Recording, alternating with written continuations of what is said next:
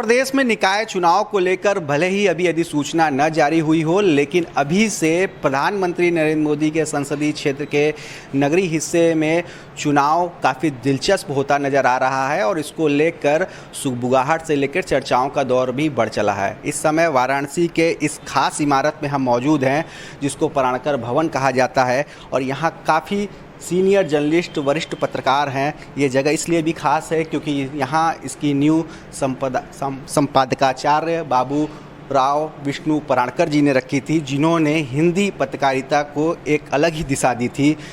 मराठी भाषी होने के बावजूद उन्होंने हिंदी के क्षेत्र में एक मील का पत्थर जैसा काम किया और हमारे साथ यहाँ पर उन्हीं की परंपरा को आगे बढ़ाने वाले इस संघ के और तमाम पत्रकार मौजूद हैं, जिन्होंने अब जो पत्रकारिता के क्षेत्र में एक लंबा वक्त बिताया है और इनसे बात करेंगे कि इस बार वाराणसी में जो होने वाला नगर निकाय चुनाव है वो काफ़ी खास होने वाला है।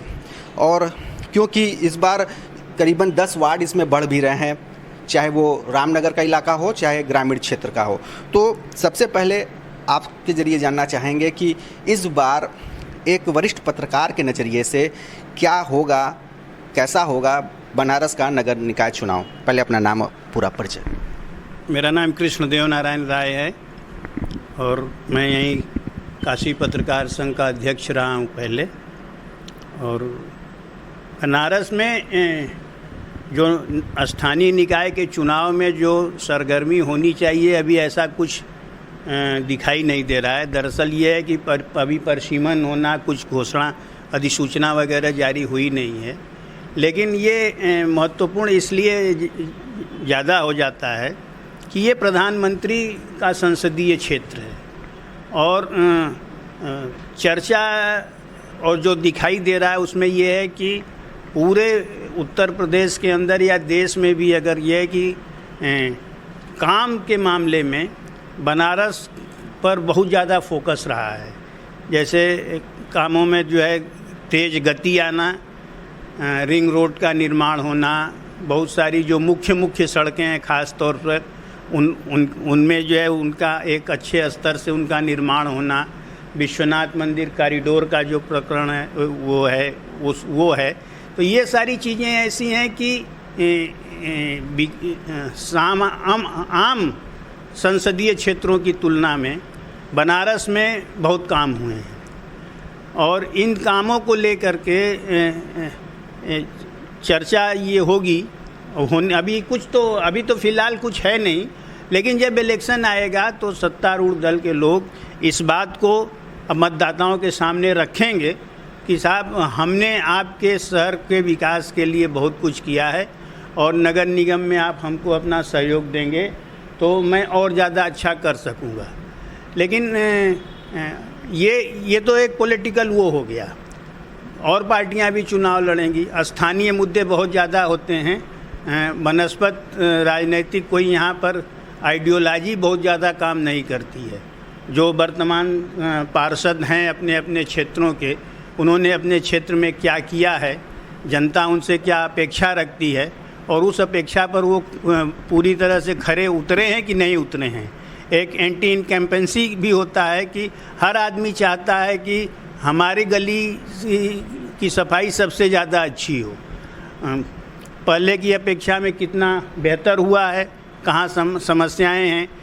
नगर निगम के चुनाव में ये जो मेन मुद्दा होता है, नाली की सफाई, गली, खड़ंजा, बिजली, मतलब आप कहना है काफ़ी बुनियादी जो चीज़ें हैं वो महत्व रखती हैं, न कि पार्टी की जो आइडियोलॉजी है वो काम नहीं करती है। और ख़ास तौर से जो प्रधानमंत्री का संसदीय क्षेत्र होने की वजह से जो विकास कार्य यहाँ हुए हैं उसका फ़ायदा यहाँ के भाजपा के प्रत्याशियों को मिलता दिखाई पड़ेगा, आपका ये कहना है।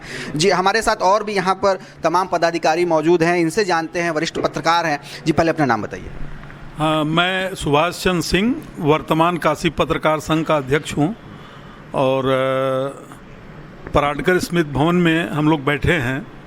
चर्चा हो रही है नगर निगम के चुनाव को लेकर। वाराणसी में पहले 90 वार्ड होते थे, लेकिन अभी हाल ही में शासन द्वारा रामनगर पालिका को भी इसमें शामिल कर लिया गया, तो ऐसे में वार्डों की संख्या कुल मिला के 100 होने जा रही है। पहले 90 पार्षद चुने जाते थे और 10 नामित पार्षद होते थे, लेकिन हो सकता है कि अब नामित पार्षदों की संख्या समाप्त कर दी जाए और सभी इलेक्टेड हों और सभी चुन के आएँ। अध्यक्ष जी, ये आंकड़ों की बात हो गई, लेकिन बुनियादी चीज़ों की बात करें, जिस उम्मीदों पे खरा उतरना था बनारस को, इसको क्योटो बनाने का वादा किया गया था, नगर को एक नज़ीर बनाने की बात हो रही थी, तो क्या उस कसौटी पे बनारस खरा उतरा है कि नहीं? अगर उतरा है तो क्या इसका लाभ मिलेगा कि नहीं? अभी जो चुनाव होगा उनके जो प्रत्याशी होंगे भाजपा के, उनको निश्चित ही सत्तारूढ़ दल है और उसने काम किया है। मुख्यमंत्री भी बराबर लगातार हर महीने में 4-6 दौरा करते हैं यहाँ का और विकास के कार्यों पर नज़र बनाए हुए हैं। प्रधानमंत्री का संसदीय क्षेत्र है, प्रधानमंत्री भी जब आते हैं तो कुछ न कुछ घोषणाएं करके जाते हैं और काम हो रहे हैं। विश्वनाथ कॉरिडोर भी इस बार एक मुद्दा होगा बहुत महत्वपूर्ण, क्योंकि यहाँ पर्यटकों की संख्या, दर्शनार्थियों की संख्या बढ़ी है पहले की अपेक्षा। सड़कों का भी पुनर्निर्माण हुआ है, जैसे मैदागिन से गोदौलिया जाने वाली सड़क कंक्रीट की बनी है और अच्छी बनी है। इसी तरह रिंग रोड और बाबतपुर एक्सप्रेसवे और सभी जिलों से जोड़ने वाले जो एक्सप्रेसवे और हाईवे बन रहे हैं। बनारस जो है व्यावसायिक गतिविधियों का भी पूर्वांचल का सबसे बड़ा केंद्र है। तो ऐसे ये मान लिया जाए कि बनारस से समस्याएं शून्य हो गई हैं, यहाँ किसी तरह की दिक्कत नहीं है, कि अभी भी मौजूदा समय में इतने विकास के कार्यों के बाद भी कुछ समस्याएं अभी भी बनी हुई है? उन समस्याओं के बारे में बताइए। अभी समस्याएं हैं, कुछ सड़कों का भी अभी पुनर्निर्माण करना बाकी है और हो रहा है धीरे धीरे विकास। तो बड़ी समस्या क्या है? कुछ 2-4 समस्याएं बताइए। जैसे कि एक तो सबसे जटिल समस्या है, यहाँ के हर आम और ख़ास आदमी से बात किया जाए तो जाम की समस्या का अभी तक कोई इसी तरह का निदान नहीं निकला है। ये बहुत बड़ी समस्या है और यहाँ वाहनों की भी संख्या बहुत तेज़ी से बढ़ी है। इसका भी एक कारण है ये कि बराबर सब जगह जाम लगता है। प्रशासन द्वारा, पुलिस द्वारा कई बार इसका प्लान बनाया गया, कुछ रोड को वन वे किया गया, लेकिन अभी भी समस्या यह बनी हुई है। और जो ई रिक्शा, ऑटो रिक्शा या पैडल रिक्शा, ये जो हैं जाम में ये भी बहुत बड़े भागीदार हैं। मतलब कुल मिला के सुगम यातायात अभी यहाँ जो होनी चाहिए थी वो नहीं बन पाई। हमारे साथ यहाँ काफ़ी क्षेत्र के लोग भी हैं जो काफ़ी समय से चीज़ों को देख रहे हैं, जान रहे हैं, पत्रकारिता से जुड़कर काम कर रहे हैं। जी, अपना नाम बताइए। राजीव चौरसिया। चौरसिया जी, एक नागरिक होने के नाते यहाँ की समस्याओं के बारे में से बात करिए, क्योंकि विकास की और तमाम योजनाओं को बताने के लिए तो अभी प्रत्याशी भी आएंगे और तमाम चीज़ों को दावा भी करेंगे। समस्याओं के बारे में बताइए। यहाँ जाम की समस्या सबसे ज़्यादा है और ई रिक्शा वगैरह ये सब बहुत ज़्यादा जाम लगा देते हैं। तो कुल मिला के जाम की समस्या बहुत ज़्यादा है। चूँकि वरिष्ठ पत्रकार हैं और एक लंबा वक्त पत्रकारिता में बिताया है, बनारस की नब्ज़ को अच्छे से जानते हैं, तो पहले आपसे ये जानना चाहेंगे कि आखिर क्या ऐसा समाधान निकाला जाए कि जो जाम की समस्या है वो ख़त्म हो जाए? अपने नाम के साथ, परिचय के साथ। मैं अत्रि भारद्वाज, काशी पत्रकार संघ का महामंत्री हूँ। बनारस की जाम की समस्या इसलिए खड़ी हुई है कि हर साल वाहन बढ़ जाते हैं और सड़कें, क्योंकि पुराना शहर है बनारस, कुछ सड़कों का विस्तार हुआ है, चौड़ीकरण हुआ है, लेकिन अभी भी बहुत सी ऐसी सड़कें हैं जिनका चौड़ा होना बहुत ज़रूरी है और हर साल वाहन बढ़ते जाते हैं और ई रिक्शा, टेम्पो और अतिक्रमण भी कहीं कहीं पर है। तो सब मिलाकर के जब तक जागरूकता नहीं होगी लोगों में, तब तक जाम की समस्या ख़त्म नहीं हो सकती। उसके लिए बहुत ज़रूरी है कि व्यक्तियों में, लोगों में एक जागरूकता हो। मंत्री जी, ये तो बहुत एक साधारण सी बात होगी कि जागरूकता होनी चाहिए, लेकिन आप विस्तारीकरण की बात कर रहे हैं सड़कों की, जहाँ व्यापारी या आम आदमी समझौता करने को तैयार नहीं है, अपनी ज़मीन या भूमि देने को तैयार नहीं है, सरकार अधिग्रहित करती है, तब जाके एक बड़ा प्रोजेक्ट कुछ कर पाती है। तो ऐसे में किस तरह से आप जो बता रहे हैं कि विस्तार होगा और सड़कें बढ़ेंगी, चौड़ी होंगी, तब जाके जाम की समस्या खत्म होगी, क्या ये संभव है बनारस के पुराने शहर में? हाँ, संभव है, क्योंकि देखिए अभी संकट मोचन से BHU गेट तक सर्वे हुआ है और वहाँ लंका पे बहुत जाम लगता है। एक तो यूनिवर्सिटी है, ट्रामा सेंटर है और वहाँ इतना जाम लगता है कि वहाँ पे सर्वे हो चुका है और जितनी अगल बगल की सड़कें जहाँ पे लोग शाम को खाने पीने की चीज़ें बेचते वो सब सड़क में आ जाएगा, 4 लेन होनी जा रही है। इसी तरह से कई जगहों पर चिन्हित किया गया है, क्योंकि जब तक चौड़ा नहीं किया जाएगा उसका कोई समाधान नहीं है। हाँ, मुआवजा मिलेगा लोगों को, लेकिन उसके लिए हमको तैयार होना पड़ेगा कि हम सड़कों को चौड़ा करें, क्योंकि उस तंग सड़कों में बड़े बड़े वाहन नहीं चल सकते हैं और बुनियादी और सार्वजनिक सुविधाएं तो नगर निगम की बहुत पहली ज़रूरत होती है। तो क्या माना जाए कि जो विकास के कार्य हुए हैं, उन विकास के कार्यों के बनस्पत जो समस्याएं हैं वे बौनी साबित होंगी कि समस्याएं हावी रहेंगी इस बार नगर निगम के चुनाव में और पार्षदों को भी उन समस्याओं का सामना करना पड़ेगा, आईना दिखाएगी जनता जब वो वोट मांगने जाएंगे? पहले अपना नाम बताइए। विमलेश कुमार चतुर्वेदी, संपादक दहकता सूरज। स्वयं उत्तर प्रदेश के मुख्यमंत्री जी सैकड़ों बार दौरा कर चुके हैं।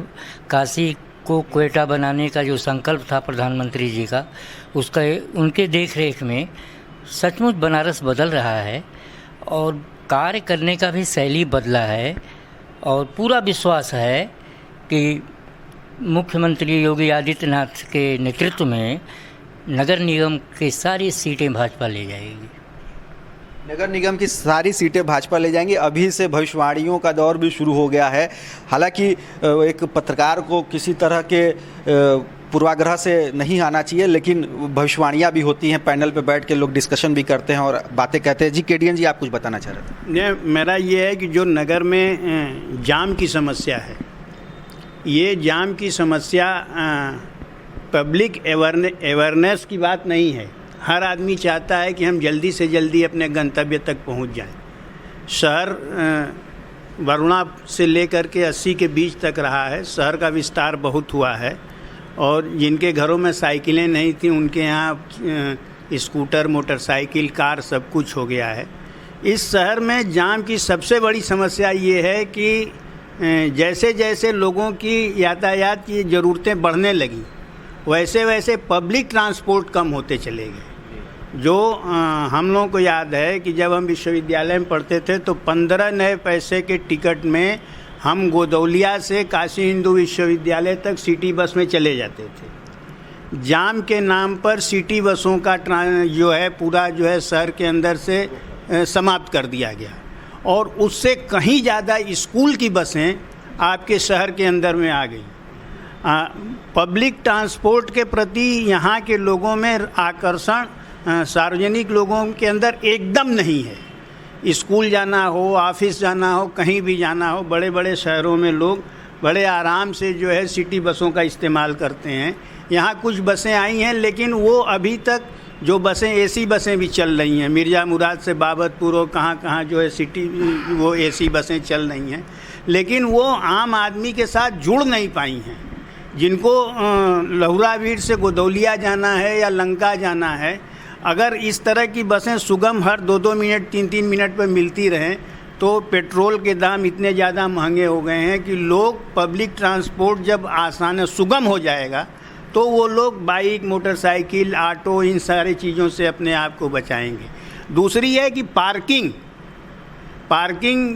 बहुत जगहों पर पार्किंग के जगह बने हैं जो नए भी बनाए गए हैं, लेकिन पार्किंग पर लोग गाड़ी इसलिए नहीं खड़ा कर रहे हैं क्योंकि वहाँ पर उनकी जेब जो है गवाही नहीं देती। इतना ज़्यादा शुल्क लगा दिया गया है। पार्किंग प्लेस को बनाने में, एक तो आधुनिक बनाने में खूब पैसे खर्च कर दिए गए और फिर उस खर्च के नाम पर जो उस पर पार्किंग शुल्क लगाया गया है वो आम आदमी के जेब को जो है ढीला कर दे रहा है। मतलब वो बर्दाश्त नहीं कर पा रहे हैं और कहते हैं कि थोड़ा सा किनारे हम लगा के अपनी गाड़ी खड़ा कर देंगे तो हमारा कम से कम 20 रुपया बच तो जाएगा। ये जो चीज़ है कि पार्किंग के प्रति जो है सरकार को, नगर निगम को, सारे लोगों को ध्यान देना है कि पार्किंग अधिक से अधिक बनाई जाए और न्यूनतम शुल्क रखे जाएं ताकि लोग बड़े आराम से ले जा कर के पार्किंग प्लेस में अपनी गाड़ियां खड़ी कर सकें। तो ये थे हमारे साथ वाराणसी के वे वरिष्ठ पत्रकार जिन्होंने न केवल विकास के कार्यों को गिनाया बल्कि समस्याओं को भी उजागर किया। अब देखने वाली बात ये होगी कि नगर निकाय चुनाव में क्या विकास का मुद्दा हावी रहेगा या जो समस्याएं हैं वे ज़्यादा हावी रहेंगी। फिलहाल अभी की चर्चा में जो बातें निकलकर सबसे अच्छी आई हैं कि पब्लिक ट्रांसपोर्ट का ज़्यादा इस्तेमाल होना चाहिए और साथ ही साथ जो पार्किंग है उसका शुल्क कम से कम रखा जाना चाहिए, तभी वाराणसी में जाम की समस्या से मुक्ति मिलेगी। रोशन जायसवाल, वाराणसी।